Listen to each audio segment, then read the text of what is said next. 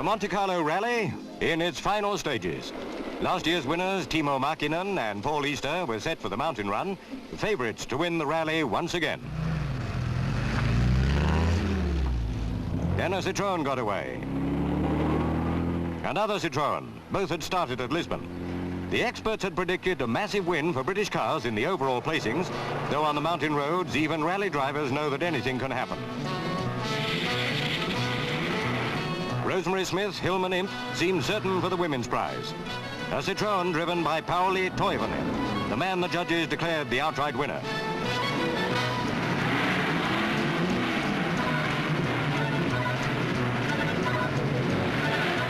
One that disqualified itself. The Minis were again upholding their fine British reputation. Ronnie Clift's Lotus Cortina. At the end, it was Makinen's Mini Cooper that all reckoned to be the rally winner. It would have been 3 Minis and a Lotus Cortina in the first 4 places, with Rosemary Smith to win the women's prize. They were all disqualified on a lighting technicality. Highway robbery, some drivers declared. At the Racing Car Show Olympia, not the least suggestion of highway robbery. The Lotus 38 is the car Jim Clark drove to victory in the Indianapolis 500. In this exhibition, the accent's on power. The Lola T70, for instance, a 6-litre job. John Surtees drove it last year. 2 new sports racers, Elvers. Bruce McLaren and Sterling Moss admired the McLaren model with its 4.5-litre engine rear-mounted. The Johnny Walker at the other end of the scale is in the new Formula 4 class for cars of no more than 250cc. John Bolster details the finer points of a special Triumph Spitfire. Now for dragsters. The Allard, fastest British sprint car last year. 9.3 seconds for the standing quarter mile. The Ford Allard Drag Saloon.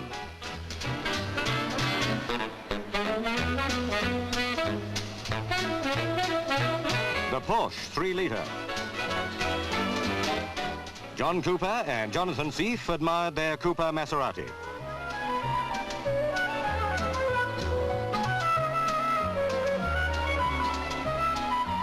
The car has a 3-litre Maserati power unit. What's it like to drive in a Grand Prix race? Take a driver's eye view. Jim Clark, for example. Ride with the champion at Brands Hatch, as one of our cameras did recently. British outlook in the forthcoming Grand Prix season, brighter than ever.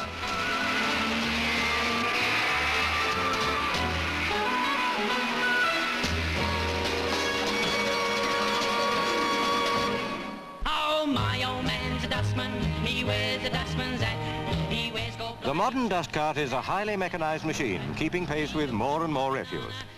But what about that unsung hero, the indispensable refuse collector? There's a lot more than dust to his work, and all the machinery in the world couldn't prevent some of it rubbing off on him.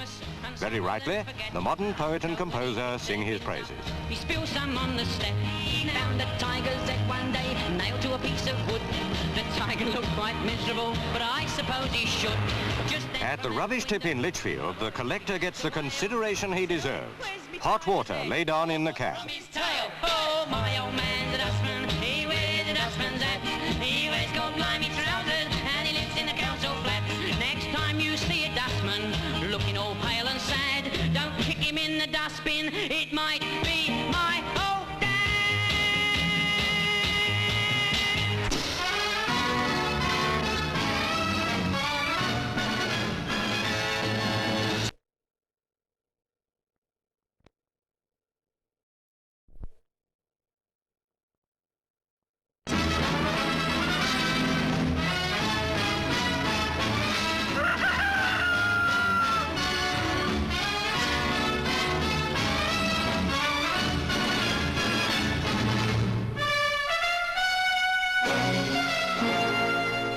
High on the roof of Europe, only a few feet below the summit of Mont Blanc, 117 people met sudden death.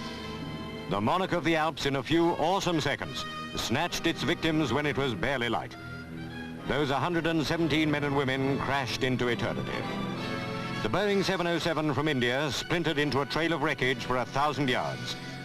What a frightening place to die.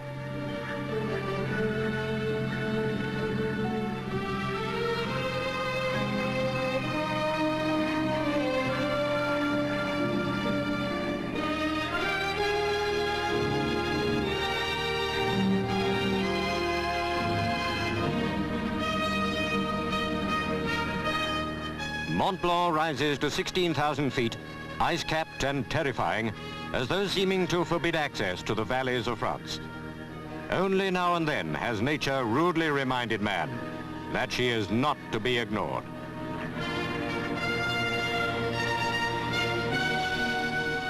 Turn back the years now to November 1950. That was the date when an Air India Constellation crashed on Mont Blanc, and 48 people were killed on an unscheduled flight.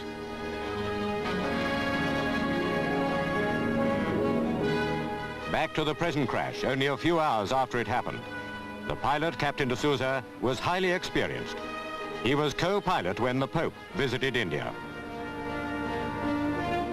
The world is profoundly shocked by this calamity, yet man has always taken disaster in his stride. The fearsome menace of the majestic Alps will not hold him back.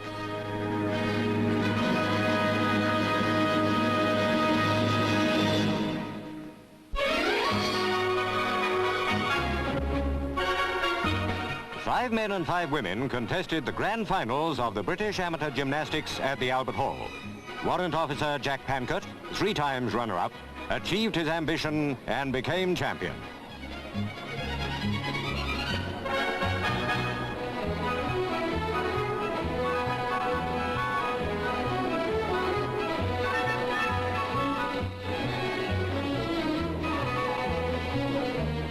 Pankott made certain of victory with a masterly display on the pommel horse.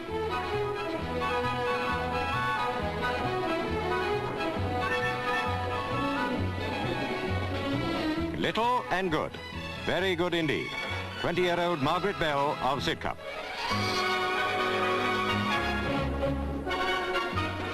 On the high and low bars, Margaret showed an improvement on her form last year when she was runner-up.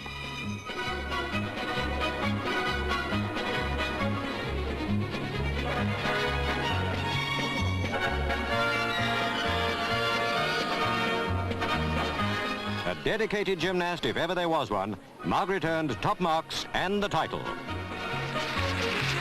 Walter Winterbottom presented the trophy. He's director of the Sports Council. Well-earned triumph at last for Jack Pankott.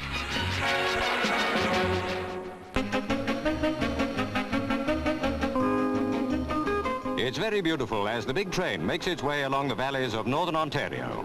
But what a train! A travelling dental surgery. Over 1,500 miles of railroad, main and branch lines, it goes from one stop to another to look after youngsters who would have to go 50 miles or more to the nearest dentist. So the Ontario Health Clinic says that if the children can't go to the dentist, bring the dentist to the children. How long this stop will be depends on the number of cavities.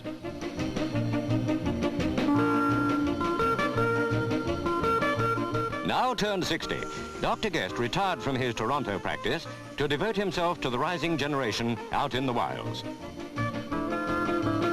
That didn't really hurt, did it? After surgery, Mrs. Guest makes tea. She and her husband had a palatial apartment in Toronto, but they've grown used to their train flat and don't want to go back. Of course, not all children really enjoy going to the dentist, but Dr. Guest has such a beautiful hand. So, on to the next place.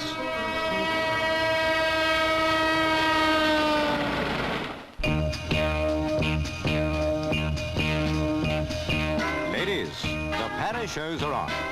But Pathé News chose an unusual one, concentrating on the space age AD 2000, when a packet of fags at one go will be a must for the fast woman.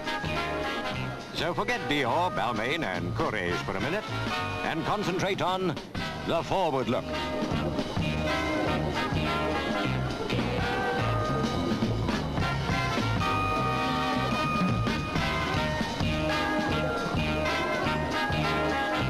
What the well-dressed bride of the future will wear shortly before she goes into orbit. 2 and 3 make 5, without a computer either. What a beautiful afternoon dress. Don't be out of fashion. Fix your own hemline.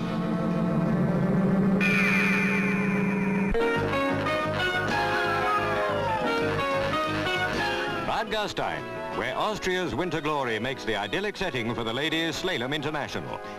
From 9 countries, 27 competitors. Each girl made 2 descents, and the skiing standard was the best ever displayed in this annual event.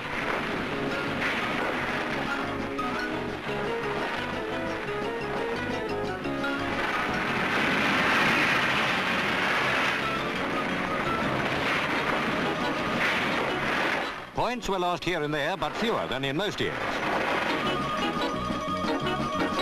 Marielle Goetschel of France began her second descent, having put up the fastest time of the meeting on her first run.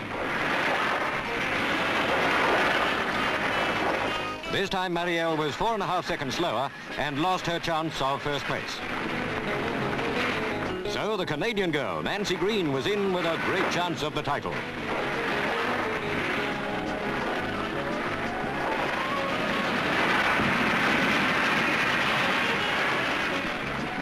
A faultless run and the slalom championship for Nancy Green.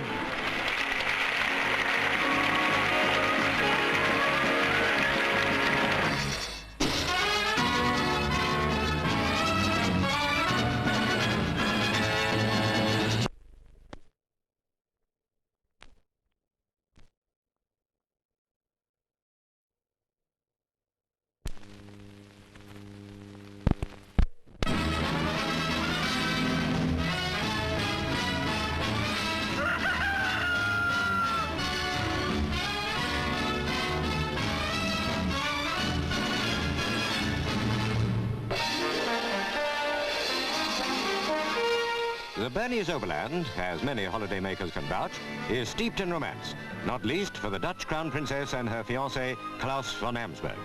They're spending a fortnight at the chalet of the Dutch ambassador, where they met a year ago. In little over a month's time, they'll be married.